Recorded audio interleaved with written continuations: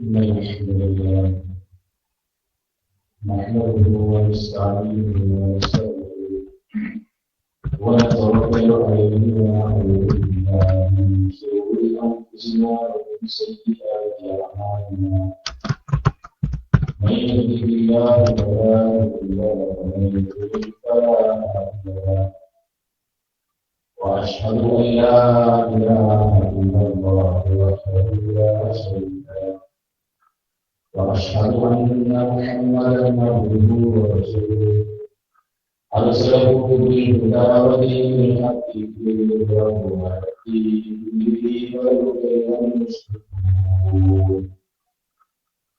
اللهم صل على محمد وعلى آل محمد كما صليت على إبراهيم وعلى آل إبراهيم. اللهم بارك على محمد وعلى آل محمد كما باركت على إبراهيم وعلى آل إبراهيم حميد مجيد.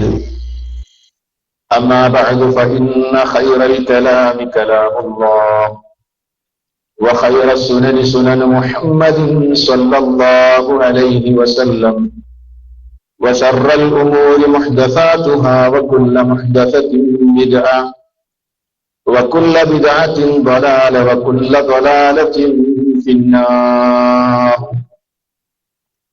أعوذ بالله من الشيطان الرجيم. بسم الله الرحمن الرحيم. والذين آمنوا وعملوا الصالحات سندخلهم جنات تجري من تحتها الأنهار خالدين فيها أبدا وعد الله حقا ومن أصدق من الله قيلا.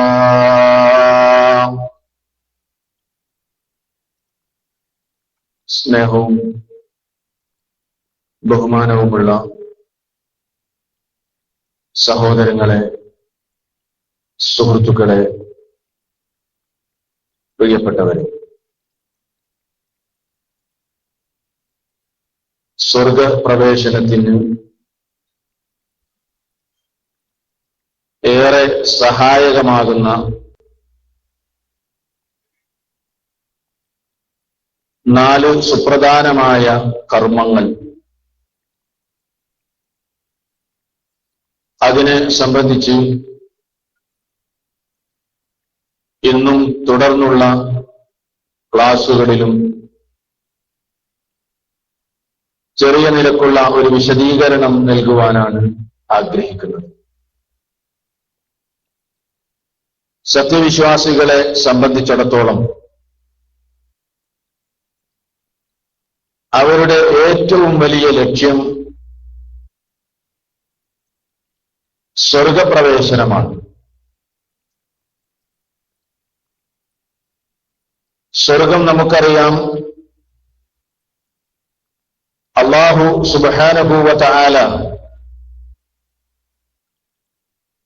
അവന്റെ നല്ല ദാസന്മാർക്ക് വേണ്ടി ഒരുക്കി വെച്ച വിരുന്നു സൽക്കാരമാണ്.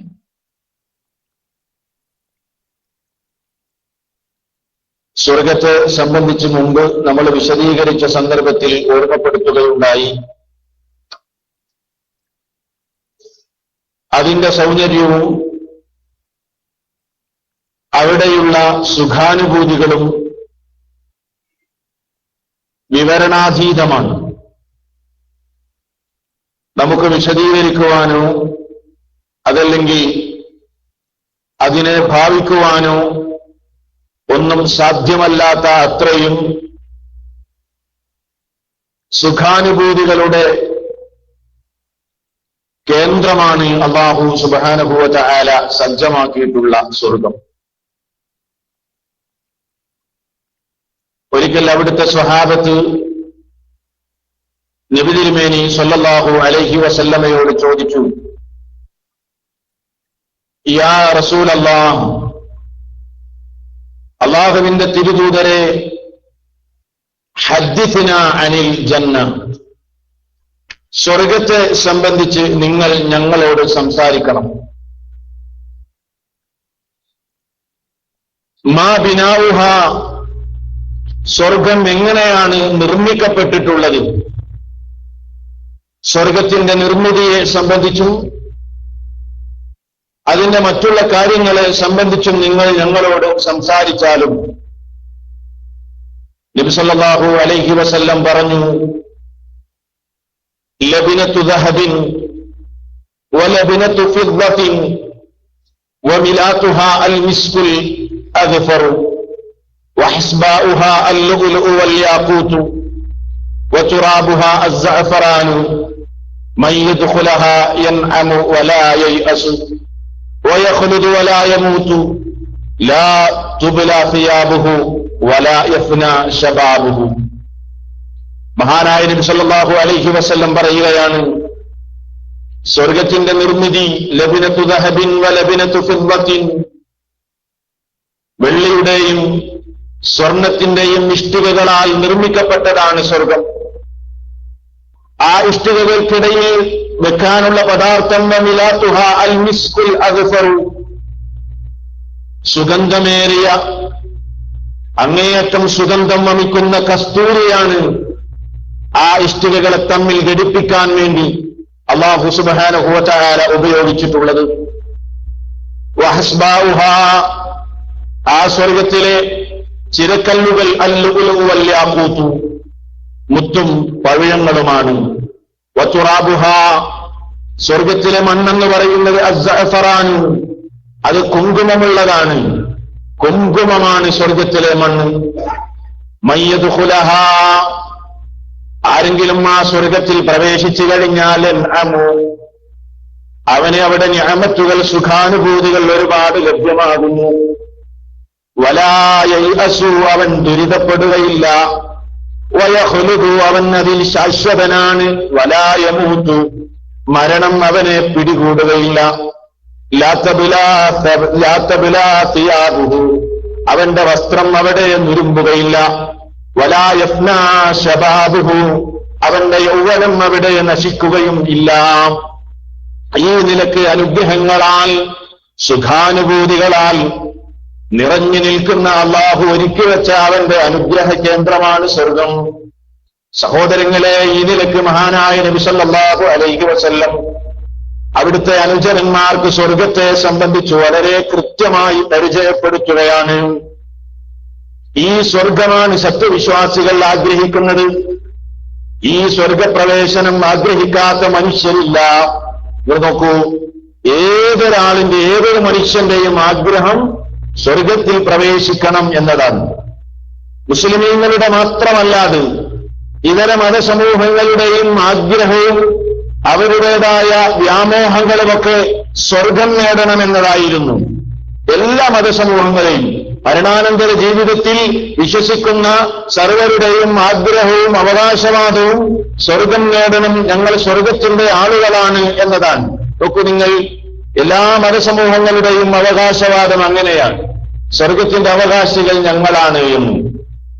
ജൂതനസാറാക്കളെ സംബന്ധിച്ച്, ക്രൈസ്തവരെ സംബന്ധിച്ച്, യഹൂദികളെ സംബന്ധിച്ച് അല്ലാഹു സുബ്ഹാനഹു വ തആല വളരെ കൃത്യമായി അവരുടെ അവകാശവാദം സൂറത്തുൻ നിസായിലൂടെ നമുക്ക് വിശദീകരിച്ചു തരുന്നുണ്ട്. ജൂതനസാറാക്കൾ പറഞ്ഞത് എന്തെന്നറിയുമോ? വഖാലു, അവര് പറഞ്ഞു, ലൻ യദ്ഖുലൽ ജന്ന, സ്വർഗത്തിൽ പ്രവേശിക്കൂല, ഇല്ലാ മൻ കാന ഹൂദൻ ഔ നസാറ, നസാറാക്കളോ ജൂതന്മാരോ യഹൂദികളോ നസാറാക്കളോ അല്ലാതെ സ്വർഗത്തിൽ പ്രവേശിക്കുന്നതേ അല്ല. അല്ലാഹു പറയുന്നു, തിൽക അമാനിയുഹും, അത് അവരുടെ വ്യാമോഹമായിരുന്നു, അതവര് ആഗ്രഹിക്കുന്ന, അതല്ലെങ്കിൽ അവരുടെ ഒരു മോഹം മാത്രമാണ് അത്.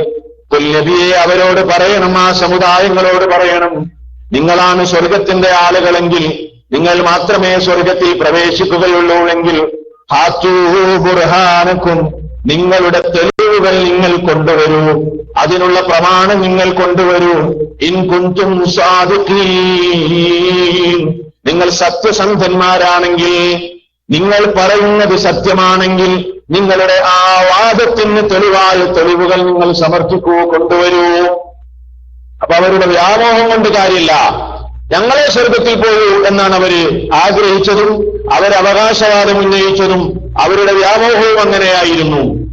ഈ സംഗതി പറഞ്ഞിട്ട് അല്ലാഹു സുബ്ഹാനഹു വ തആല പറയാണ്, ജൂതന്മാരാകട്ടെ നസാറാക്കളാകട്ടെ ഇനി അതല്ല മുസ്ലിമീങ്ങളാകട്ടെ വെറുതെ വ്യാമോഹിച്ചത് കൊണ്ട് ആർക്കും സ്വർഗം കിട്ടൂല. വെറുതെ സ്വർഗം വ്യാമോഹിച്ചത് കൊണ്ട് കിട്ടുകയില്ല. അതിൽ നിന്ന് ഞങ്ങളാടത്തിന്റെ ആളുകളിൽ നിന്നും അവകാശവാദം ഉന്നയിച്ചത് കൊണ്ട് സ്വർഗം കിട്ടൂല. അല്ലാഹു പറയാണ്, ലൈസ ബിഅമാനീകും, നിങ്ങളുടെ വ്യാമോഹം അനുസരിച്ചല്ല കാര്യം, വലാ അമാനി അഹ്ലുൽ കിതാബ്, ജൂതനസാറാക്കളായ അഹ്ലുൽ കിതാബിന്റെ വ്യാമോഹം അനുസരിച്ചുമല്ല കാര്യങ്ങൾ നടക്കുന്നത്. പിന്നെയോ മയ്യഅമൽ സൂആ, ആരാണോ തിന്മ ചെയ്യുന്നത്, യുജ്സ ബിഹി, അവൻ അതിനുള്ള കൃത്യമായ പ്രതിഫലം, ആ തിന്മക്കുള്ള അതിന് കൃത്യമായ പ്രതിഫലം അവന് ലഭ്യമാകുന്നതാണ്. വലാ യജിദു ലഹു മിൻ ദൂനില്ലാഹി വലിയ്യൻ വലാ നസീറാ, അല്ലാഹുവിനെ കൂടാതെ അവനൊരു രക്ഷാധികാരിയെയോ സഹായിയെയോ കണ്ടെത്തുന്നതുമല്ല. അപ്പൊ തിന്മ ആര് ചെയ്താലും, അത് മുസ്ലിമാണെങ്കിലും അതല്ല ജൂതനാണെങ്കിലും നസ്രാനിയാണെങ്കിലും, ആര് തിന്മ ചെയ്താലും അതിനനുസരിച്ചുള്ള അതിന്റെ കൃത്യമായ ആ തിന്മക്കുള്ള പ്രതിഫലം അവന് ലഭ്യമാകുക തന്നെ ചെയ്യും. അപ്പൊ വ്യാമോഹം കൊണ്ടല്ല കാര്യം. പിന്നെ അല്ലാഹു പറയുന്നു, ആർക്കാണ് സ്വർഗം കിട്ടുന്നതെന്ന്, ആരാണ് സ്വർഗത്തിന്റെ ആളുകൾ, അതല്ലെങ്കിൽ എങ്ങനെയാണ് സ്വർഗം നേടിയെടുക്കാൻ സാധിക്കുന്നത്. അതേ അധ്യായത്തിൽ തന്നെ സൂറത്തുൻ നിസായിലെ 122 ആയത്തിൽ കാണാം. അല്ലാഹു പറഞ്ഞതയോ, വല്ലദീന ആമനൂ, വിശ്വസിക്കുകയും വഅമിലുസ്സാലിഹാത്തി, സൽക്കർമ്മങ്ങൾ പ്രവർത്തിക്കുകയും ചെയ്ത ആളുകൾ, സനുദ്ഖിലുഹും, അവരെ നാം പ്രവേശിപ്പിക്കുന്നതാണ്, ജന്നാത്തിൻ, ചില സ്വർഗങ്ങളിൽ. ആ സ്വർഗങ്ങളുടെ പ്രത്യേകത എന്താണ്? തജ്രീ മിൻ തഹ്തിഹൽ അൻഹാർ, അതിന്റെ താഴ്ഭാഗത്തുകൂടെ അരുവികൾ ഒഴുകിക്കൊണ്ടിരിക്കുന്ന സ്വർഗമാണ്.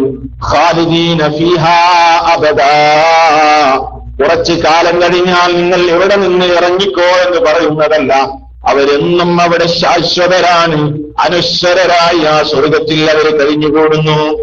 ഇത് ആരെങ്കിലും നൽകുന്ന വാഗ്ദാനമല്ല, മറിച്ച് വഅദല്ലാഹി ഹഖ്ഖാ, അല്ലാഹുവിന്റെ സത്യമായ വാഗ്ദാനമാണ്.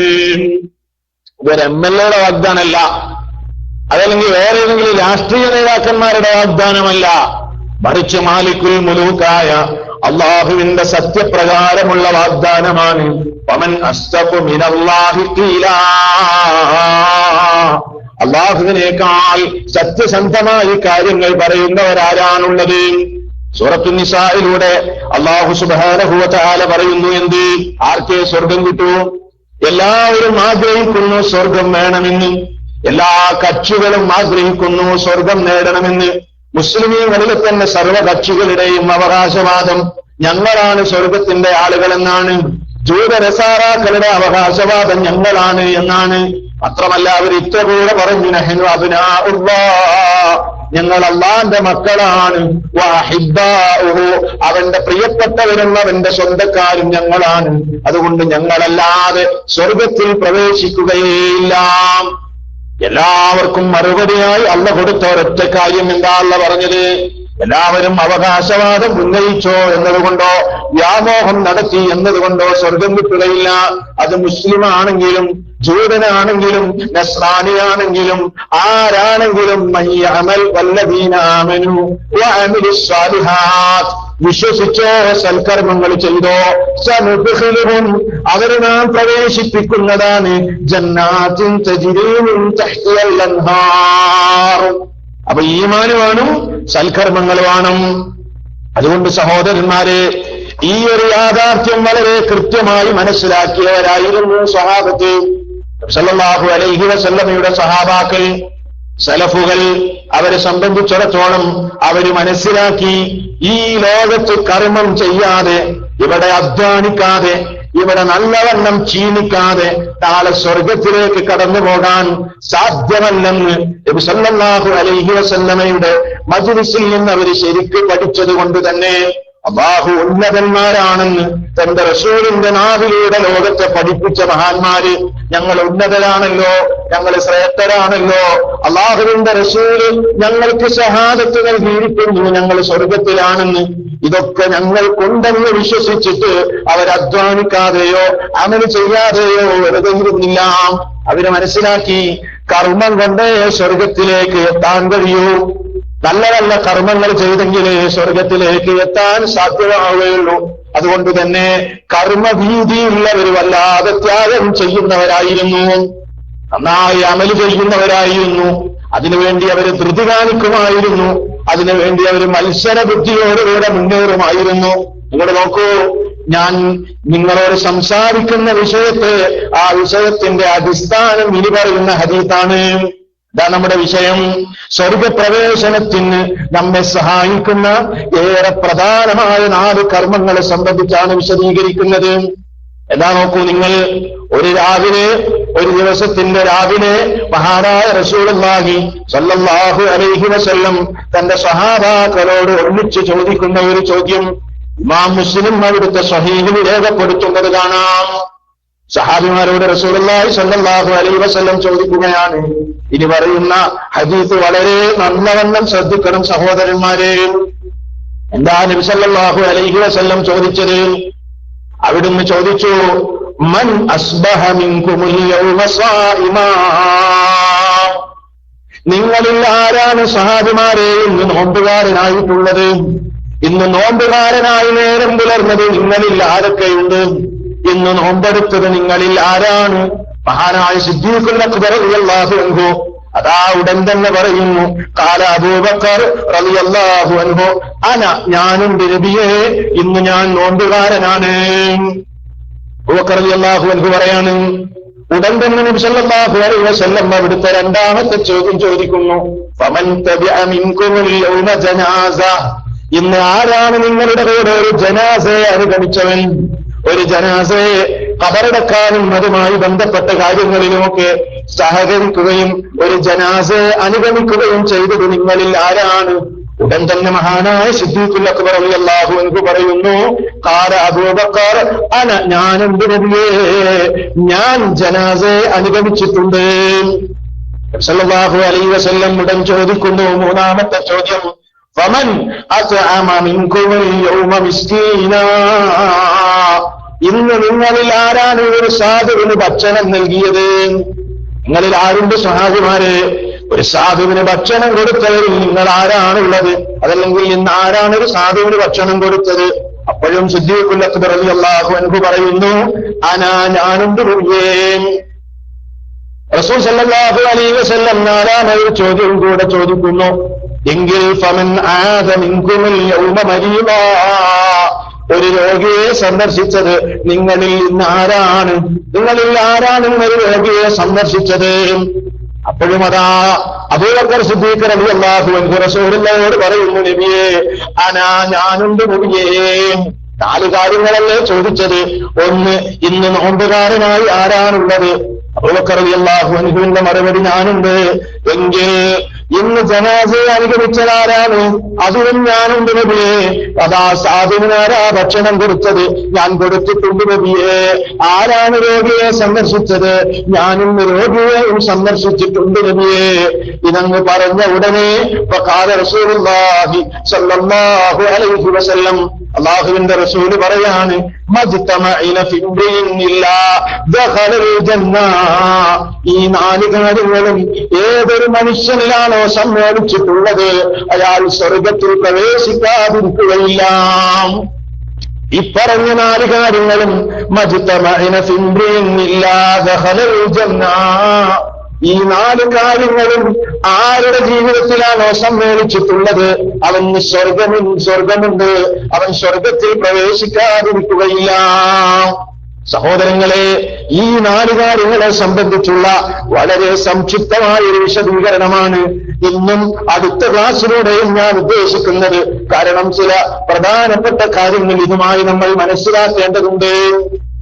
അപ്പൊ 4 കാര്യങ്ങൾ സ്വർഗപ്രവേശനത്തിനു വേണ്ടി മഹാനായ നബി സല്ലല്ലാഹു അലൈഹി വസല്ലം പറയുകയാണ്, പഠിപ്പിച്ചു തരികയാണ്. ഒന്നാമത്തെ ചോദ്യം എന്താണ്?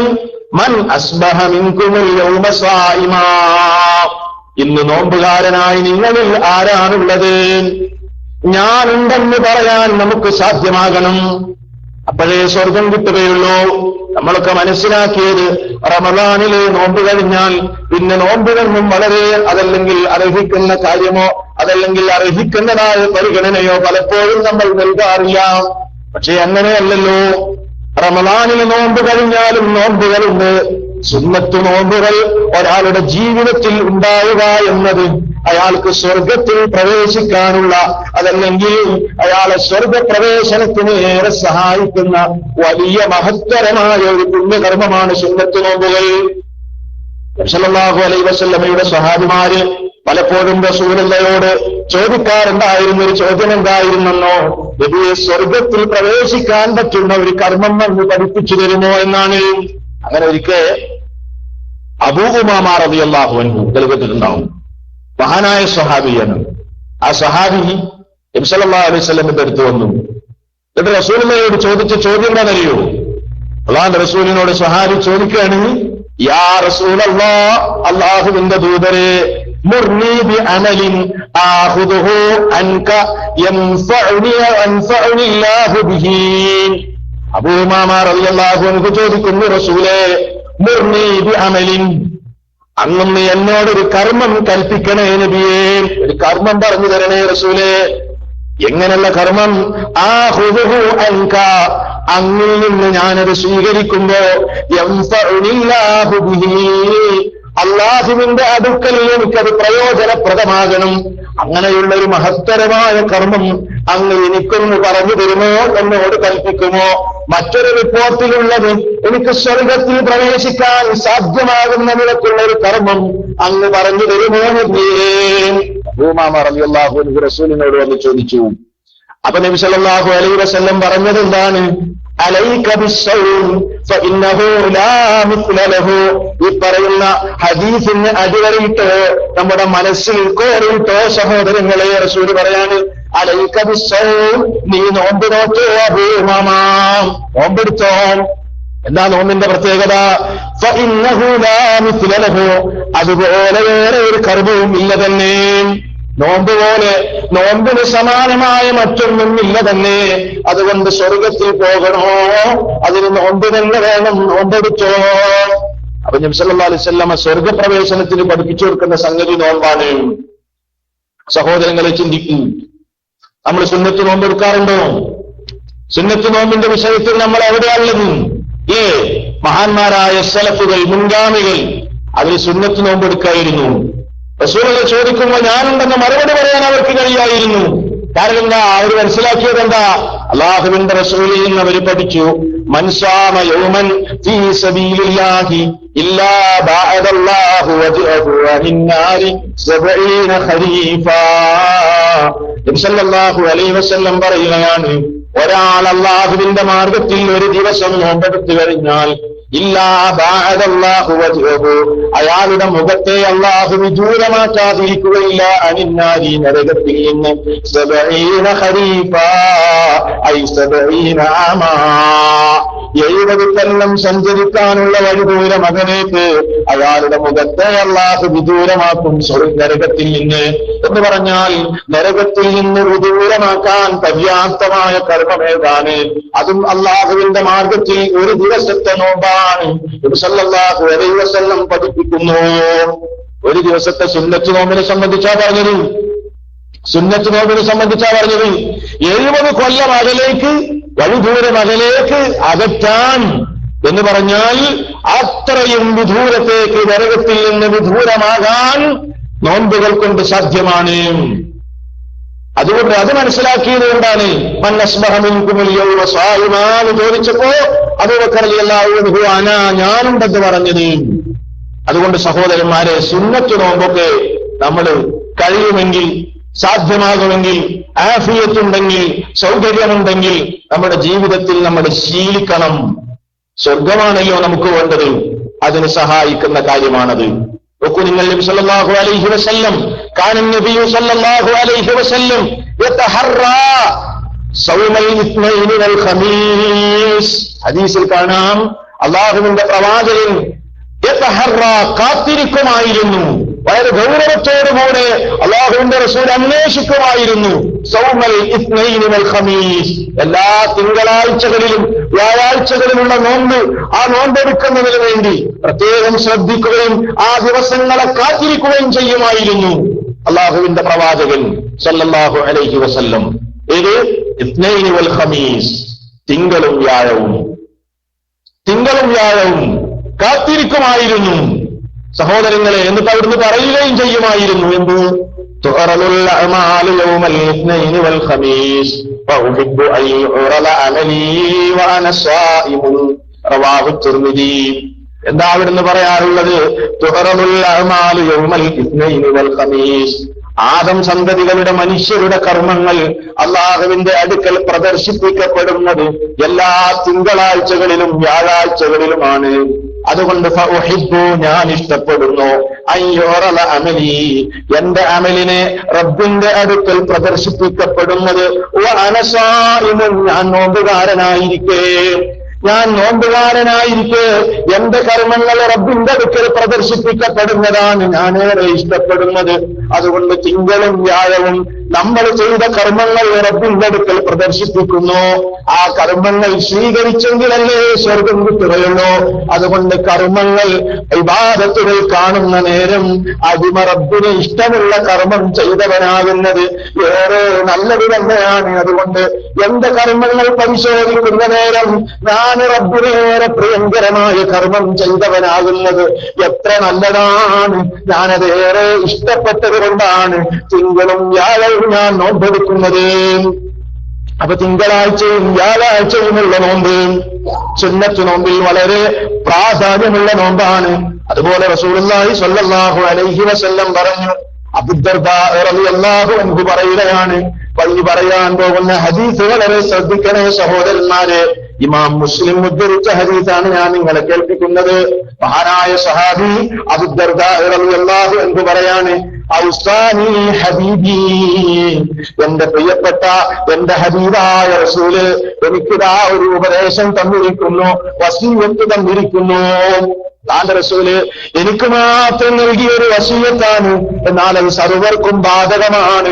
എന്നോടുള്ള ഇഷ്ടവും സ്നേഹവും കാരണം അള്ളാഹുവിന്റെ റസൂല് എന്റെ ഹബീബ് എന്ന് എനിക്ക് വസീയത്ത് തന്നിരിക്കുകയാണ്. എന്താ അബൂദർദാഇന് റസൂലുള്ള കൊടുത്ത വസീയത്തെന്നോ? ലൻ അദഅഹുന്ന ഹത്താ അമൂത്. സ്വഹാബി പറയാണ്, എനിക്ക് തന്ന വസീയത്ത് ഞാൻ മരിക്കുന്നത് വരെ ഞാനത് ഉപേക്ഷിക്കാൻ പാടില്ല എന്ന് അള്ളാഹുവിന്റെ റസൂൽ എന്നോട് പറഞ്ഞിട്ടുണ്ട്. അബൂദർദായെ, ഞാൻ ഈ പറയുന്ന കാര്യങ്ങൾ മരണം വരെ നീ ഉപേക്ഷിക്കല്ല. ഏതാ ഒന്നാമത് നൽകിയ വസീയത്ത്? അവിടുന്ന് ഒന്നാമത് നൽകിയ വസീയത്ത് ബിസിയാമി തലാസത്തി അയ്യാമിൻ മിൻ കുല്ലി ശഹരിൻ, എല്ലാ അറബി മാസങ്ങളിലെയും 13, 14, 15 ദിവസങ്ങളിലെ നോമ്പാണ്. അതിന് അയ്യാമുൽ ബീദ് എന്നാണ് പറയുന്നത്. അയ്യാമുൽ ബീദിലെ നോമ്പുകൾ മരിക്കുന്നവരെ ഉപേക്ഷിക്കല്ലേ അബൂദർദായെ എന്ന് അല്ലാഹുവിന്റെ റസൂൽ എന്നോട് വസീയത്ത് തന്നിട്ടുണ്ട്. അറബി മാസങ്ങളിലെ 13, 14, 15 അയ്യാമുൽ ബീദ്. പിന്നെന്താ എനിക്ക് നൽകിയ വസീയത്ത്? വസലാത്തുൽ ദുഹാ, ഇളയുച്ച നേരത്തുള്ള നിസ്കാരമായ ദുഹാ നിസ്കാരം, അതും മരിക്കുന്നത് വരെ ഉപേക്ഷിക്കല്ലേ. പിന്നെയോ എനിക്ക് നൽകിയ മറ്റൊരു വസീയത്ത് എന്തെന്നറിയുമോ? വബി അല്ലാ അനാമ, ഞാൻ ഉറങ്ങാൻ പാടുള്ളതല്ല. ഹത്താ ഉത്തിറ, വിത്തർ നിസ്കരിക്കുന്നത് വരെ, വിത്തർ നിസ്കരിച്ചിട്ടല്ലാതെ ഉറങ്ങരുത് അബൂദർദായെ. ഇനി ഉറക്കിൽ നിന്ന് എണീറ്റ് നിസ്കരിക്കാൻ പ്രയാസമുള്ളതാണെങ്കിൽ അത് ആ ഉറങ്ങുന്നതിന് മുൻപ് തന്നെ നീ വിത്തറാക്കിക്കൊള്ളണം. ആ വിത്തറാക്കാണ്ട് നീ ഉറങ്ങല്ലേ എന്നും മരിക്കുന്നത് വരെ എന്നോട് ഉപേക്ഷിക്കാൻ പാടില്ലെന്ന് പറഞ്ഞിട്ട് എന്റെ ഹബീബ് എനിക്ക് നൽകിയ വസീയത്തെന്ന് മഹാനായ അബൂദർദാ റളിയല്ലാഹു അൻഹു പറയുന്നു. മുസ്ലിമാണ് രേഖപ്പെടുത്തിയത്, സഹീഹായ ഹദീസുമാണ്. സഹോദരന്മാരെ, ചിന്തിക്ക്, ഈ 3 ഗുണങ്ങൾ നമ്മളിലുണ്ടോ? റളിയല്ലാഹുവിനോട് ചോദിച്ചില്ല, സ്വഹാബത്തിനോട് ചോദിച്ചില്ലേ, മൻ അസ്ബഹ മിൻകും യൗമ സായിമാ, ആരാണ് നോമ്പുകാരൻ എന്നുള്ളത്? അതാ മറുപടി കൊടുത്തില്ലേ, ഞാനുണ്ടെന്ന്. ഈ 4 കാര്യങ്ങൾ സമ്മേളിച്ചവർ സ്വർഗമുണ്ടെന്ന് പറഞ്ഞില്ലേ? സ്വർഗം വേണോ നമുക്ക്? സ്വർഗം വേണോ? ത്യാഗമില്ലാതെ സ്വർഗം കിട്ടുമെന്ന് വിചാരിക്കരുത്. അതുകൊണ്ട് തന്നെ അയ്യാമുൽ ബീദിലെ നോമ്പ് വളരെ പ്രധാനപ്പെട്ട ഒരു സുന്നത്താണ്. ദുഹാ നിസ്കാരം വളരെ പ്രധാനമാണ്. അതുപോലെ തന്നെ വിത്തറാക്കുക എന്നത് റബ്ബിന് ഏറെ പ്രിയങ്കരമായ കാര്യവുമാണ്. അതേപോലെ മറ്റൊരു ഹദീസിൽ കാണാം, ബുഖാരിയും മുസ്ലിമും ഒന്നിച്ചു ധരിച്ച മറ്റൊരു ഹദീസ് കേട്ടോ, സൗമു 3 അയ്യാമിൻ മിൻ കുല്ലി ശഹ്രിൻ സൗമു ദഹ്രി കുല്ലിഹി, എല്ലാ മാസത്തിലെയും 13, 14, 15 ദിവസങ്ങളിലുള്ള നോമ്പ് ഒരു വർഷം മുഴുവനും നോമ്പ് നോറ്റതുപോലെയാണ്. കാരണം എന്താ അറിയോ? അല്ലാഹു ഒരു കർമ്മം നമ്മളിൽ നിന്ന് സ്വീകരിക്കുന്നത് ഒരു കർമ്മം അതിന്റെ 10 മടങ്ങായിട്ടാണ് അല്ലാഹു നമ്മിൽ നിന്ന് എന്ത് ചെയ്യുന്നത്? കബൂലാക്കുന്നത്. ഒരു കർമ്മം 10 മടങ്ങായിട്ടാണ്. ഒരു കർമ്മത്തിന് അല്ലാഹു പ്രതിഫലം നൽകുന്നത് 10 മടങ്ങായിട്ടാണ്. അതുകൊണ്ട് സൗമു 3 അയ്യാമിൻ മിൻ കുല്ലി ശഹ്രിൻ സൗമു ദഹ്രി കുല്ലിഹി. നോക്കൂ നിങ്ങൾ, അപ്പൊ നോമ്പിന്റെ കാര്യം വളരെ ശ്രദ്ധിക്കണം. സ്വർഗത്തിന് നമ്മെ സഹായിക്കുന്ന വലിയ ഒരു കർമ്മമാണ്. റമദാനിൽ മാത്രം അതിന് മാത്രം എടുത്ത് ബാക്കിയുള്ള ഞാൻ അറിഞ്ഞില്ല എന്ന നിലക്ക് മുന്നോട്ട് പോയാൽ പറ്റില്ല. ഇനിയോ രണ്ടാമത്തെ ചോദ്യം, സല്ലല്ലാഹു അലൈഹി വസല്ലം രണ്ടാമത് ചോദിച്ച ചോദ്യം എന്താണ്? ഫമൻ തബിഅ മിൻകുമുൽ യൗമ ജനാസ, ആരാ ജനാസയെ അനുഗമിച്ചത്? ഇന്ന് നിങ്ങളിൽ ആരാ ജനാസയെ അനുഗമിച്ചത്? സിദ്ദീഖുൽ അക്ബർ റളിയല്ലാഹു അൻഹു പറഞ്ഞു, ഞാനുണ്ട്, ഞാൻ അനുഗമിച്ചിട്ടുണ്ട്. വലിയ പുണ്യമുള്ള സംഗതിയാണത്. ജനാസ, ഇത്തിബാഉൽ ജനാസ വലിയ പുണ്യമാണ്, മഹത്തരമാണ്, മുസ്ലിമിന്റെ ബാധ്യതയിൽപ്പെട്ടതുമാണത്. നോക്കൂ, റസൂലുള്ളാഹി സ്വല്ലല്ലാഹു അലൈഹി വസല്ലം പറയുന്നത് കേട്ടോ, മൻ ഷഹിദൽ ജനാസ ഹത്താ യുസല്ലി അലൈഹാ ഫലഹു ഖീറാത്തുൻ വമൻ ഷഹിദഹാ ഹത്താ തുദ്ഫന കാന ലഹു ഖീറാത്താനി ഖീല വമൽ ഖീറാത്താനി ഖാല മിസ്ലുൽ ജബലൈനിൽ അളീമൈൻ റവാഹുൽ ബുഖാരി വ മുസ്ലിം. എന്താ നബി സല്ലല്ലാഹു അലൈഹി വസല്ലം പറഞ്ഞത്? മൻ ഷഹിദൽ ജനാസ, നിങ്ങളിൽ ആരെങ്കിലും ഒരു ജനാസയുടെ അടുക്കൽ ഷാഹിദായി, സാക്ഷിയായി, ഹത്താ യുസല്ലി അലൈഹാ, ആ ജനാസയ്ക്ക് വേണ്ടി നിസ്കരിക്കുകയും ചെയ്തു, മയ്യത്ത് നമസ്കരിച്ചു എങ്കിൽ ഫലഹു ഖീറാത്തുൻ, അയാൾക്ക് ഒരു ഖീറാത്ത് ലഭ്യമായി. വമൻ ഷഹിദഹ ഹത്താ തുദ്ഫന, നീ നിസ്കരിച്ചു മടങ്ങുകയല്ല അയാൾ ചെയ്തത്, എന്തു ചെയ്തു? സംസ്കരിക്കുന്നത് വരെ ജനാസയുടെ അടുത്തുണ്ട് എങ്കിൽ കാന ലഹു ഖീറാത്താനി, 2 ഖീറാത്തുകൾ അയാൾക്ക് ലഭ്യമാണ്. ഖീല, ചോദ്യം ചോദിക്കപ്പെട്ടു, വമൽ ഖീറാത്താനി, എന്താണ് ഖീറാത്തുകൾ എന്ന് പറഞ്ഞാൽ നബിയെ? ഖാല, അവിടുന്ന് പറഞ്ഞു, മിസ്ലുൽ ജബലൈനിൽ അളീമൈൻ, വലിയ 2 പർവ്വത സമാനമാണത്. വലിയ പർവ്വതങ്ങൾ, അങ്ങനെയുള്ള 2 പർവ്വതങ്ങൾ. ഖീറാത്ത് എന്ന് പറഞ്ഞാൽ ഒരു പർവ്വത സമാനം, വലിയ വമ്പിച്ച ഒരു പർവ്വത സമാനം നന്മകൾ അയാൾ നേടിക്കഴിഞ്ഞു. സംസ്കരിക്കുന്നത് വരെ ജനാസയുടെ അടുത്തുണ്ടായാൽ 2 ഖീറാത്തുകൾ അയാൾക്ക് ലഭ്യമായി. ഇത് ബുഖാരിയും മുസ്ലിമും ഒന്നിച്ചു ധരിച്ച ഹദീസാണ്. സഹോദരങ്ങളെ, ഇവിടെ ചില കാര്യങ്ങൾ നമ്മൾ മനസ്സിലാക്കണം. ജനാസയെ അനുഗമിക്കുന്ന വിഷയം, ഇത്തിബാഉ ജനാസ 3 നിലക്കുണ്ട്. എങ്ങനെ? ഒന്നാമത്തെ രീതി യുസല്ലി അലൈഹാ തുമ്മ യൻസരിഫ്, മയ്യത്തിന് വേണ്ടി നിസ്കരിച്ച് പിന്നെ നമ്മൾ എന്ത് ചെയ്യാണ്? പിരിഞ്ഞു പോവുക. നിസ്കാരം കഴിഞ്ഞ് പിന്നെ നമ്മൾ അവിടെ നിൽക്കുന്നില്ല. അതിനെ സംബന്ധിച്ച് പണ്ഡിതന്മാർ പറഞ്ഞത്, സെയ്ദ് ഇബ്നു സാബിത്ത് റളിയല്ലാഹു അൻഹു പറഞ്ഞു, ഇദാ സല്ലൈത ഫഖദ് ഖളൈത അല്ലദീ അലൈക, നീ നിസ്കരിച്ചു കഴിഞ്ഞാൽ മയ്യത്തിനോടുള്ള നിന്റെ ബാധ്യത നീ നിർവഹിച്ചു കഴിഞ്ഞു. അങ്ങനെ ഒരു നിസ്കാരം കഴിഞ്ഞ് നമ്മൾ മടങ്ങുകയാണെങ്കിൽ അയാൾക്ക് ഒരു ഖീറാത്ത് മാത്രമേ ലഭ്യമാവുകയുള്ളൂ. പൂർണ്ണമായ പ്രതിഫലം കിട്ടൂല, ഒരു ഖീറാത്ത് മാത്രമേ കിട്ടുള്ളൂ. ഇനിയോ രണ്ടാമത്തെ രീതി ഏതാണ്? അയ്യത്തബിഅഹാ ഇലൽ ഖബരി സുമ്മ യഖിഫു ഹത്താ തുദ്ഫന, ആ ജനാസയ്ക്ക് വേണ്ടി നിസ്കരിക്കുകയും ജനാസയുടെ കൂടെ ഖബറിന്റെ അടുത്തേക്ക് സംസ്കരിക്കുന്നത് വരെ അനുഗമിക്കുകയും ചെയ്താൽ അയാൾക്ക് 2 ഖിറാത്തുകൾ ലഭ്യമാണ്. അതേതാണ്? മിസ്ലുൽ ജബലൈനിൽ അസീമൈൻ എന്ന് പറഞ്ഞില്ലേ, അങ്ങനെ 2 ഖിറാത്തുകൾ അയാൾക്ക് ലഭ്യമാണ്. ഇത് രണ്ടാമത്തെ രീതി. ഇതും പൂർണ്ണമായിട്ടില്ല. മൂന്നാമത്തെ രീതി എന്ന് പറഞ്ഞാൽ അയ്യഖിഫ ബഅദ ദഫൻ, ദഫന് കഴിഞ്ഞിട്ട് ഖബറിലേക്കൊക്കെ ഇറക്കി വെച്ച് സംസ്കരണം കഴിഞ്ഞിട്ടും ഖബറിന്റെ അടുത്ത് നിൽക്കലാണ്. എന്നിട്ട് അയാൾക്ക് വേണ്ടി റബ്ബിനോട് ഇസ്തിഗ്ഫാർ തേടലാണ്, അയാൾക്ക് വേണ്ടി റബ്ബിനോട് തസ്ബീഹിനെ ചോദിക്കലുമാണ്. ഈ മൂന്നാമത്തെ രൂപം, അതല്ലെങ്കിൽ മൂന്നാമത്തെ നിലക്കുള്ള ഈ പറഞ്ഞ നിലക്ക് കാര്യങ്ങൾ ചെയ്തെങ്കിലേ പരിപൂർണമായും അതിന്റെ പ്രതിഫലം നമുക്ക് പൂർണ്ണമായ നിലക്ക് നേടാൻ സാധ്യമാവുകയുള്ളൂ. കാരണം സല്ലല്ലാഹു അലൈഹി വസല്ലം എങ്ങനെയായിരുന്നെന്നോ, കാനൻ നബിയ്യു സല്ലല്ലാഹു അലൈഹി വസല്ലം ഇദാ ഫറഗ മിൻ ദഫനിൽ മയ്യിത്തി, ഒരു മയ്യിത്തിനെ ഖബറിലേക്ക് ഇറക്കി വെച്ച് ദഫനൊക്കെ കഴിഞ്ഞാൽ അവിടുന്ന് പറയാറുണ്ടായിരുന്നു, ഇസ്തഗ്ഫിറൂ ലിമയ്യിത്തിക്കും, നിങ്ങളുടെ ഈ മയ്യിത്തിന് വേണ്ടി മറ്റൊരു റിവായത്ത് പ്രകാരം നിങ്ങളുടെ സഹോദരന് വേണ്ടി നിങ്ങൾ പാപമോചനം തേടണേ, ഇസ്തിഗ്ഫാർ ചോദിക്കണേ, വസ്അലൂ ലഹു തസ്ബീത്ത്, നിങ്ങൾ ഇയാൾക്ക് വേണ്ടി തസ്ബീത്തിനെ ചോദ്യസമയത്ത് സ്ഥൈര്യം കിട്ടാൻ വേണ്ടി റബ്ബിനോട് ദുആ ചെയ്യണേ. ഫഇന്നഹുൽ ആന യുസ്അൽ, ഇപ്പോൾ ആ മനുഷ്യൻ വിചാരണ ചെയ്യപ്പെട്ടുകൊണ്ടിരിക്കുകയാണ്. അല്ലാത്തൊരു സംഗതി തന്നെ. നമ്മൾ ഇറക്കി വെച്ച് നമ്മൾ ഇങ്ങോട്ട് മാറിന്നാൽ വിചാരണയായി. തൊട്ടടുത്ത നിമിഷത്തിൽ, ഇപ്പൊ നമ്മൾ മരിച്ചാൽ തൊട്ടടുത്ത നിമിഷത്തിൽ നമുക്ക് വരാനിരിക്കുന്ന ഒരവസ്ഥയാണിത്. മനുഷ്യന്മാരിത് ചിന്തിക്കാറുണ്ടോ സഹോദരങ്ങളെ? ആലോചിക്കാറുണ്ടോ? അല്ലേ?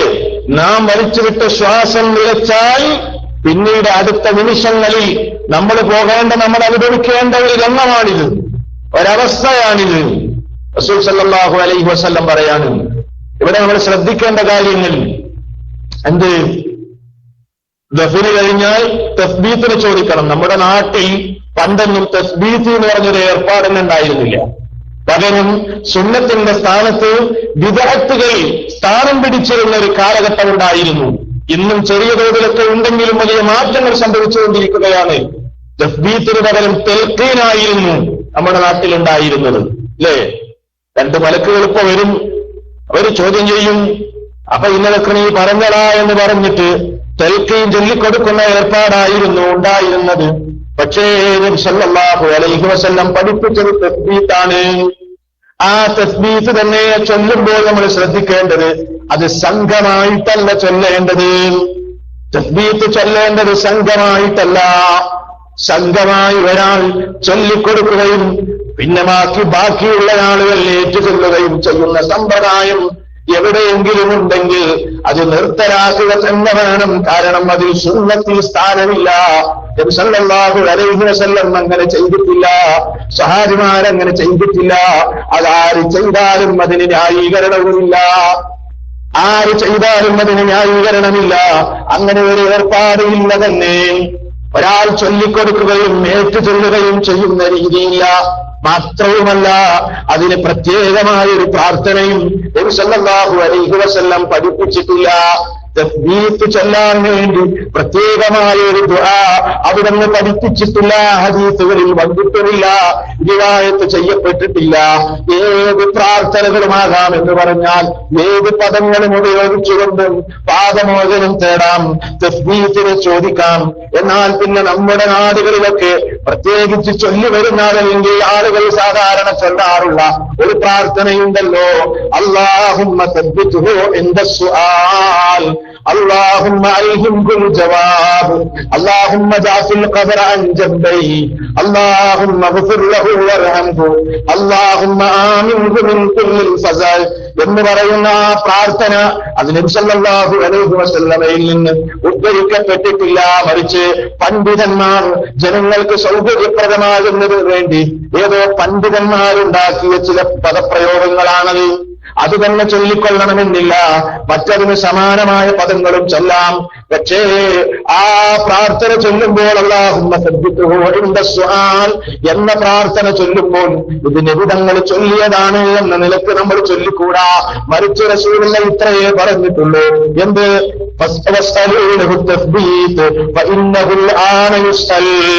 തസ്ബീത്ത് ചൊല്ലാൻ വലുവായി, പ്രാർത്ഥനയിലും ആവാം. പ്രാർത്ഥനയുടെ ദുആവാ.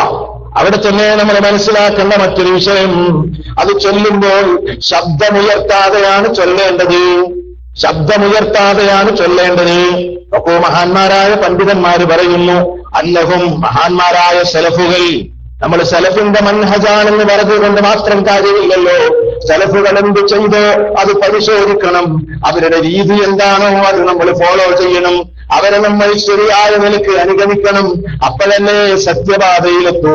അന്നഹും ലം യകൂനൂ യർഫഊനൽ അസ്വാത ബിദ്ദുആഇ ലിൽമയ്യിതി, മയ്യിത്തിനു വേണ്ടി ദുആ ചെയ്യുന്ന സന്ദർഭങ്ങളിൽ അവരാരും ശബ്ദമുയർത്താറില്ല. നബി സല്ലല്ലാഹു അലൈഹി വസല്ലം പറഞ്ഞില്ലേ, എന്ത്, ഇദാ ഹലർതുൽ മരീല അവിൽ മയ്യിത ഫഖൂലു ഖൈറാ, നിങ്ങളൊരു മയ്യിത്തിന്റെ അടുക്കലോ ഒരു രോഗിയുടെ അടുക്കലോ നിങ്ങൾ പ്രവേശിച്ചു കഴിഞ്ഞാൽ അവിടെ വെച്ച് ഖൈറായതല്ലാതെ നിങ്ങൾ പറയരുത്. പറയുന്നത് ദുആയിരിക്കണം, ഖൈറായിരിക്കണം. ഖൈർ മാത്രമേ പറയാൻ പാടുള്ളൂ. വഇന്നൽ മലായികത യുഅമ്മിനൂന അലാ മാ തഖൂലൂൻ, നിങ്ങൾ എന്ത് പറഞ്ഞാലും അതിന് ആമീൻ പറയാൻ മലായികത്തുകൾ ഉണ്ടവിടെ. അതുകൊണ്ട് ഖൈറേ ചോദിക്കാവൂ. മയ്യത്തിന്റെ അടുത്ത് ചെന്നാലും അതല്ല രോഗിയുടെ അടുത്ത് ചെന്നാലും അവിടെ പ്രത്യേകിച്ച് പണ്ഡിതന്മാര് പറയുന്നു, അന്നഹും ലം യകൂനൂ യർഫഊനൽ അസ്വാത ബിദ്ദുആഇ ലിൽ മയ്യിതി, മയ്യിത്തിന് വേണ്ടി ദുആ ചെയ്യുമ്പോ ഇന്ന് പലരും അൽ ഫാത്തിഹ വിളിച്ച് യാസീൻ ഓതിയിട്ട് ശബ്ദമുഖരിതമായ നിലക്ക് ഉറക്കെ ഉച്ചത്തിൽ വിളിച്ച് പ്രാർത്ഥിക്കുന്ന അങ്ങനെ ഒരു സമ്പ്രദായം അല്ലാഹുവിന്റെ റസൂൽ പഠിപ്പിച്ചിട്ടില്ല. ഇനി പ്രാർത്ഥിക്കുകയാണെങ്കിൽ പ്രാർത്ഥിക്കുമ്പോൾ ശബ്ദം വളരെ ഉയർത്താറില്ല സഹാബത്ത്. മാത്രമല്ല ലാമഅൽ ജനാസ, ജനാസയുടെ കൂടെ പോകുമ്പോഴും അവര് ശബ്ദമുയർത്തിയിട്ട് എന്ന് ദിക്ർ ചൊല്ലാറില്ലേ. ലാ ഇലാഹ ഇല്ലല്ലാഹ് ചൊല്ലിയിട്ട് ഉറക്കെ വിളിച്ചു പോകുന്ന സമ്പ്രദായമുണ്ടല്ലോ, അതൊന്നും ഇസ്ലാമിൽ തെളിവില്ല. മുൻഗാമികളായ സലഫുകൾ അവരാരും ശബ്ദമുയർത്താറില്ല.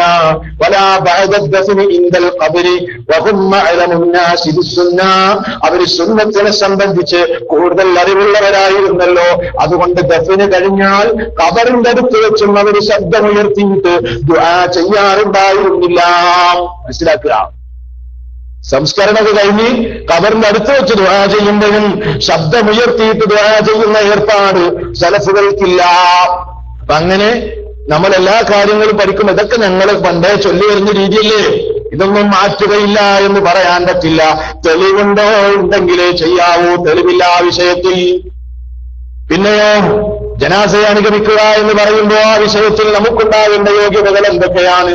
അയ്യകൂന മുതഖശ്ശിആ, നല്ല ഭയമുണ്ടാകണം നമ്മുടെ ഹൃദയങ്ങളിൽ. മുതഫക്കിറൻ ഫീ മആലിഹി, എന്റെ മടക്കത്തെക്കുറിച്ച് ഞാൻ നല്ലവണ്ണം ചിന്തിക്കണം.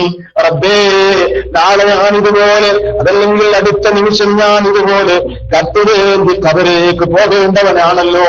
എന്റെ പ്രിയപ്പെട്ടവരെ ഞാൻ ഒഴിവാക്കിയിട്ട് ഞാൻ ഇഷ്ടപ്പെട്ടതെന്തും വെടിഞ്ഞിട്ട് ഇതുപോലെ ഞാൻ തനിച്ചെന്റെ ഖബറിലേക്ക് എന്നെ ആളുകൾ കൊണ്ടുപോകുന്ന രംഗം, അപ്പോൾ എന്റെ പിന്നിൽ ആളുകളുണ്ടാകും, എന്റെ ജനാസയെ അനുഗമിക്കുന്ന രംഗമുണ്ടാകും. ഇന്ന് ഞാൻ എന്റെ സഹോദരന്റെ ജനാസയുടെ കൂടെയാണ്, പക്ഷേ അടുത്ത നിമിഷത്തിൽ അല്ലെങ്കിൽ നാളെയുടെ സുപ്രഭാതത്തിൽ വരാനിരിക്കുന്ന നാളുകളിൽ സുനിശ്ചിതമാണല്ലോ എന്റെ മരണം. അപ്പോൾ ഞാനും ഇതുപോലെ മടങ്ങേണ്ടവനാണ്.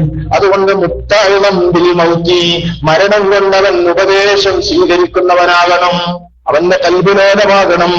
മരണം വലിയൊരു ഉപദേശകനായി മാറണം. വലാ യതഹദ്ദസു ബി അഹാദീസി ദുനിയാ, ദുനിയാവിന്റെ സംസാരങ്ങളൊന്നും ജനാസയെ അനുഗമിക്കുന്ന നേരത്ത് ഉണ്ടായിക്കൂടാ. വലാ യലഹഖു, ഹൃദയത്തിൽ നിന്ന് എങ്ങനെ ചിരിക്കാനാണ്? അതുകൊണ്ട് ചിരിക്കാനും ആ സന്ദർഭത്തിൽ സാധ്യമല്ല. ഈമാനുള്ളവർ ചിരിക്കാൻ കഴിയില്ല, ചിരിക്കാൻ പാടുള്ളതുമല്ല. അല്ലെ, മിണ്ടാണ്ട പോണെന്നല്ലേ ജനാസയെ അനുഗമിക്കുന്ന സമയത്ത്. പക്ഷേ മിണ്ടാണ്ട പോകുന്ന ചില വിദ്വാൻമാര് ആ മിണ്ടുന്നില്ലല്ലോ ആരും. നല്ല സംസാരിക്കാൻ പറ്റിയ നേരമാണ്, വേണ്ടതൊക്കെ സംസാരിക്കാവുന്ന നിലക്ക് പലരെയും കാണുന്നത് ആ സമയത്താണ്. അതുകൊണ്ട് ജനാസയെ അനുഗമിക്കുന്ന നേരത്ത് സംസാരം പാടില്ല, ചിരിയും പാടില്ല. മറിച്ച് ഖുശൂഉള്ളവനായി, മുതഫക്കിറൻ ചിന്തിക്കുന്നവനായി, അതുപോലെ പരലോകബോധമുള്ളവനായി, ഞാനും ഇതുപോലെ മരിക്കേണ്ടവനാണെന്ന ബോധം അവനെ അടക്കി ഭരിക്കുന്ന നേരമായിരിക്കണം ആ സന്ദർഭം. അതാ ഇസ്ലാം പഠിപ്പിച്ചത്. സല്ലല്ലാഹു അലൈഹി വസല്ലം പറഞ്ഞില്ലേ, എന്ത്? കുൻതു നഹയ്തുകും അൻ സിയാറത്തിൽ ഖുബൂരി അലാ ഫസൂറുഹാ. ഞാൻ നിങ്ങളോട് ആദ്യ സമയത്ത് ഖബർ സിയാറത്തിനെ നിരോധിച്ചിരുന്നു. ഖബർ സിയാറത്ത് പാടുണ്ടായിരുന്നില്ല ഇസ്ലാമിൽ ആദ്യ സമയത്ത്. എന്ത്? ഖബർ ആരാധിച്ചു പോകുമെന്ന ഭയമുണ്ടായിരുന്നു, അല്ലേ? ഖബർ ആരാധിക്കുമോ എന്ന പേരുണ്ടായിരുന്നു. അതുകൊണ്ട് ഖബർ സിയാറത്തിനെ ടോട്ടലി ബ്ലോക്ക് ചെയ്തു. പിന്നീട് ഈമാനൊക്കെ ഉറച്ച് കാര്യങ്ങളൊക്കെ മനസ്സിലാക്കിയപ്പോ റസൂൽ സല്ലല്ലാഹു അലൈഹി വസല്ലം അവരോട് പറഞ്ഞു, ഇനി നിങ്ങൾ സന്ദർശിച്ചോ, അലാ ഫസൂറുഹാ, നിങ്ങൾ ഖബറിന്റെ അടുത്ത് പോയിക്കോ. ചില ആളുകൾക്കൊരു തെറ്റിദ്ധാരണയുണ്ട്, ഖബർ സിയാറത്ത് ഇസ്ലാമിൽ ഇല്ലെന്നാണ് ചില ആളുകൾ പറയുന്നതെന്ന്. അത് മൗഢ്യമാണ്, തെറ്റിദ്ധാരണയാണ്. ഇസ്ലാമിൽ ഖബർ സിയാറത്തുണ്ട്. ഖബർ ആരാധനയെ ഇല്ലാത്തതുള്ളൂ. ഉമ്മയുടെ ഖബർ സന്ദർശിക്കണം, വാപ്പയുടെ ഖബർ സന്ദർശിക്കണം, അയൽവാസിയുടെ ഖബർ സന്ദർശിക്കണം, പ്രിയപ്പെട്ടവരുടെ ഖബർ സന്ദർശിക്കണം, നാട്ടുകാരുടെ ഖബർ സന്ദർശിക്കണം. ആ ഖബറിന്റെ അടുത്ത് നിൽക്കുന്ന നേരം ഓർമ്മ വേണം. ഇന്നലെ ഇയാൾ എന്റെ അയൽവാസിയായിരുന്നു, ഇന്ന് 6 അടി മണ്ണിലാണല്ലോ. ഞാനും ഇതുപോലെ വന്ന് കിടക്കേണ്ടവനാണ്. ഞാൻ അഹങ്കരിച്ചിട്ടെന്ത് കാര്യം? ഞാനിങ്ങനെ തോന്നിവാസിയായി ജീവിച്ചിട്ടെന്ത് കാര്യം? എന്റെ ധിക്കാരമെല്ലാം ഈ മണ്ണിനടിയിലിട്ട് മൂടേണ്ട ഘട്ടം വരുമല്ലോ. ആ ഒരു ബോധം അവന്റെ മനസ്സിലുണ്ടാകണം. അതുകൊണ്ട് റസൂലുള്ള പറഞ്ഞു, ഖബർ കാണുമ്പോ ഹൃദയം പൊട്ടണം. അത് പരലോകബോധമുണ്ടാക്കണം. അത് മരണചിന്തയുണ്ടാക്കണം. അതിനാണ് ഖബറിന്റെ അടുത്തേക്ക് പോകേണ്ടത്. ഇസ്ലാം പഠിപ്പിക്കുന്നു. ആ സമയത്ത് ഒരു നിലക്കും സന്തോഷമുണ്ടാകാൻ പാടുള്ളതല്ല. ഖബറിന്റെ അടുത്ത് സന്തോഷിക്കാനുള്ളതല്ല, ഖബറിന്റെ അടുത്ത് പടക്കം പൊട്ടിക്കാനുള്ളതല്ല, ഖബറിന്റെ അടുത്ത് ചോറ് വിളമ്പാനുള്ളതല്ല, ഖബറിന്റെ അടുത്ത് ഉത്സവം ഉണ്ടാക്കാനുള്ളതല്ല, ഖബറിന്റെ അടുത്ത് ആനന്ദിക്കാനുള്ള നേരവുമല്ല. മറിച്ച് മഹാന്മാരായ മുൻഗാമികൾ സലഫുകൾ എങ്ങനെയായിരുന്നെന്നോ നോക്കൂ. അവരുടെ ചരിത്രം പരിശോധിക്കുമ്പോൾ കാണാം. അബ്ദുല്ലാഹ് ഇബ്നു മസ്ഊദ്, റസൂലിന്റെ സ്വഹാബിമാരിൽ പണ്ഡിതനായ മഹാനായ അബ്ദുല്ലാഹ് ഇബ്നു മസ്ഊദ് റളിയല്ലാഹു അൻഹു കാണുന്നു റജുലൻ, ഒരാളെ. സഹാബി കാണുന്ന ഒരാളെ. എന്തായിരുന്നു അയാൾ ചെയ്തതെന്നറിയോ? ജനാസയെ അനുഗമിക്കുമ്പോ മൂപ്പരിങ്ങനെ ചിരിച്ചിട്ടാ പോകുന്നത്. ജനാസയുടെ പിന്നാലെ പോകുമ്പോ ചിരിച്ചിട്ടാണ് അയാൾ പോകുന്നത്. അയാളോട് പറയുന്നു, ജനാസയെ അനുഗമിക്കുമ്പോ നിങ്ങൾ ചിരിക്കുകയാണോ? ഇതെന്ത് ഏർപ്പാടാണ് നിങ്ങൾ ചെയ്യുന്നത്? വല്ലാഹി വല്ലാഹി ലാ ഉകല്ലിമുക അബദാ, എങ്കിൽ അല്ലാഹ് തന്നെ സത്യം, നിങ്ങളോട് സംസാരിക്കാൻ ഇനി ഞാനില്ല. അബ്ദുല്ലാഹി ഇബ്നു മസ്ഊദ് റളിയല്ലാഹു അൻഹു പറയാം. അങ്ങനെയാണ്. സുന്നത്തിനെതിരെ ചെയ്ത പിന്നെ ആ കക്ഷിയോട് നമുക്ക് ബന്ധമല്ല, അവരോട് പിന്നെ നമുക്ക് ഫ്രണ്ട്ഷിപ്പില്ല, അള്ളാഹുവിന്റെ മാർഗത്തിലുള്ള സ്നേഹമല്ല. ഒക്കെ നിങ്ങൾ സഹാബത്തിന്റെ സലഫിന്റെ രീതി അങ്ങനെയായിരുന്നു. ജനാസ അനുഗമിക്കുമ്പോ ചിരിക്കണ്ടെന്ന് പറഞ്ഞിട്ട് ചിരിക്കേ. എന്ത് ഏർപ്പാടാണിത്? ലാ ഉകല്ലിമുക അബദാ, വല്ലാഹി ലാ ഉകല്ലിമുക അബദാ, സംസാരിക്കാൻ ഞാനല്ല.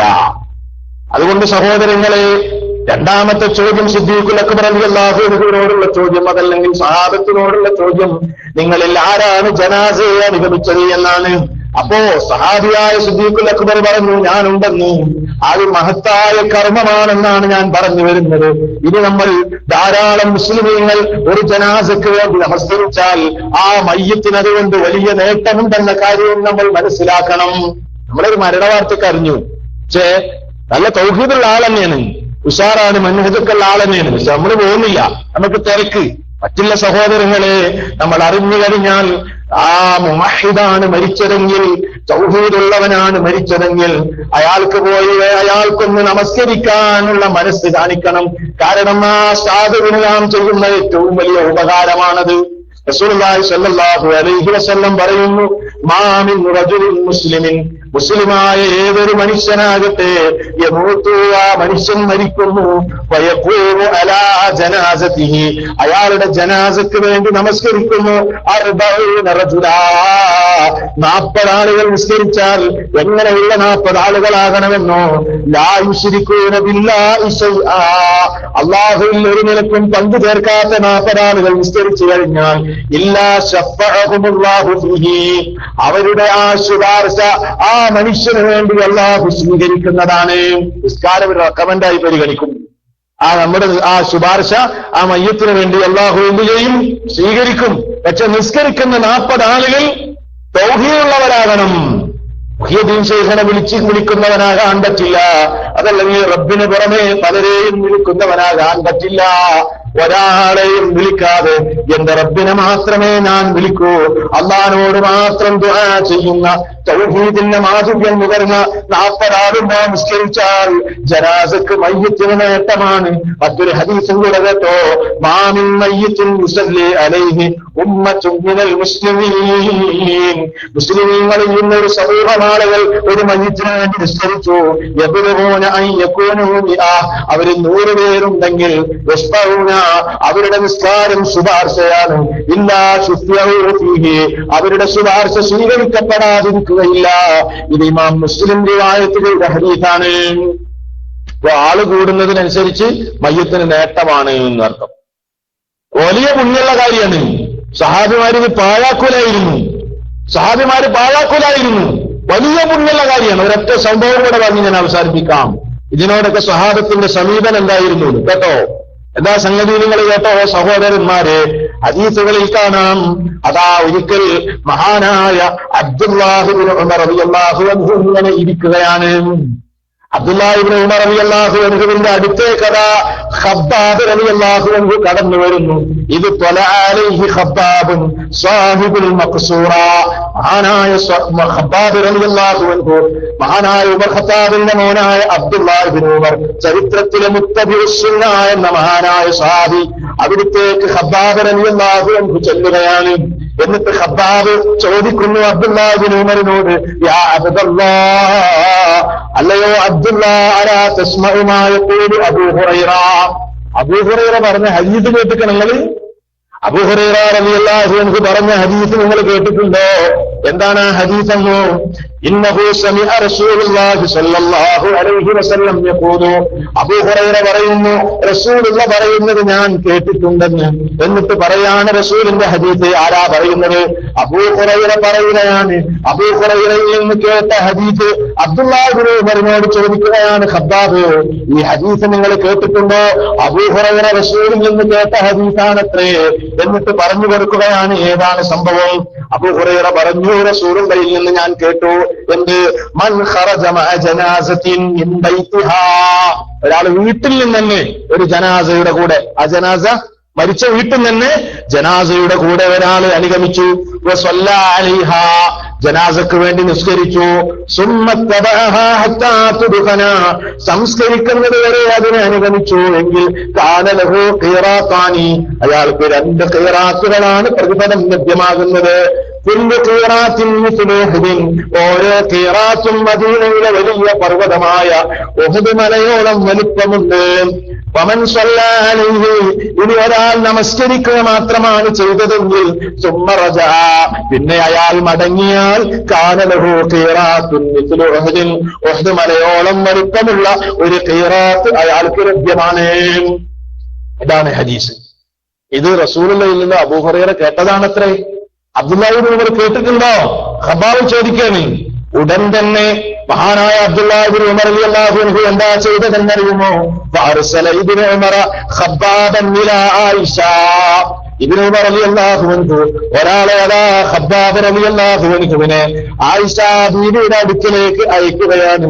യസ്അലുഹാ അൻ ഖൗലി അബൂ ഹുറൈറ, അബൂ ഹുറൈറയുടെ ഈ ഹദീസിനെ സംബന്ധിച്ച് ചോദിക്കാൻ. ഇത് റസൂൽ പറഞ്ഞതാണോ അതോ അല്ലയോ? കാരണം റസൂലിൽ നിന്ന് കൂടുതൽ ഹദീസ് കേട്ടത് അബൂ ഹുറൈറയാണ്.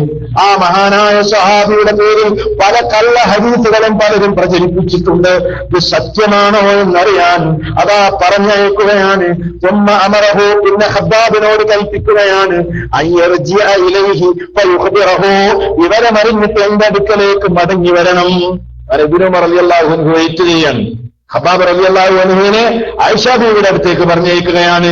അങ്ങനെ അതാ ഇബ്നു ഉമർ റളിയല്ലാഹു അൻഹു ആ വെയിറ്റ് ചെയ്യുന്ന നേരം, കാത്തിരിക്കുന്ന നേരം ഹദീസിൽ കാണാം, വഅഖദ ഇബ്നു ഉമർ ഖബ്ലതൻ മിൻ ഹസൽ മസ്ജിദി, പള്ളിയിൽ ഇങ്ങനെ ഇരിക്കുമ്പോ പള്ളിയിലെ ചിരക്കല്ലുകൾ മഹാനായ അബ്ദുല്ലാഹി ഇബ്നു ഉമർ ഇങ്ങനെ കയ്യിലെടുത്തിരിക്കുകയാണ്. ഇന്നത്തെ പോലെയല്ലല്ലോ, പള്ളിയിൽ നിറയെ മണലാണ്. ചെറുക്കൽ ഇങ്ങനെ പെറുക്കിയെടുത്തിട്ട് എന്താ അബ്ദുല്ലാഹി ഇബ്നു ഉമർ ചെയ്യുന്നതറിയോ?